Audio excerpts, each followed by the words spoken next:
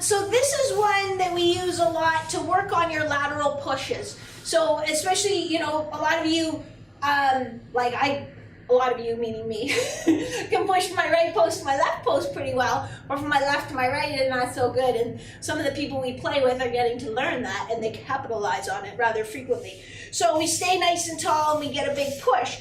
Well, I'm getting a little more serious about my hockey now, and I want to surprise them a bit. So today I was playing around with it and I had a little aha moment.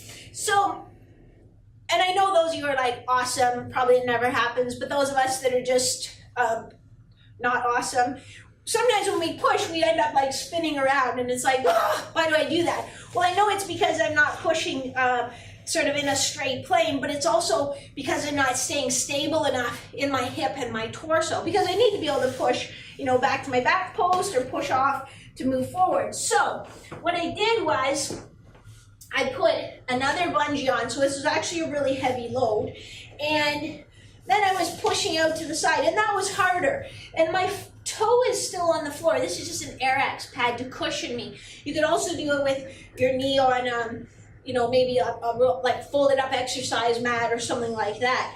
But if I lift up my back toe, it's a lot harder because I don't have that control and balance as much. So then it actually is harder than what it is on the ice. So I have to work that balance. Now look what happens if I lift my back toe and I don't push quite square. You know, it wants to pull me right around. So again, I have to work on trying to learn to stabilize that. So then I'm going to push out, and back, middle, front, and back, and trying to stay tall in my hips. And then to make it harder, I'm going to try to do the same thing, lifting up my back foot. My hip, this hip is fatigued from stabilizing. This hip is fatigued from pushing, and it's those quick little pushes.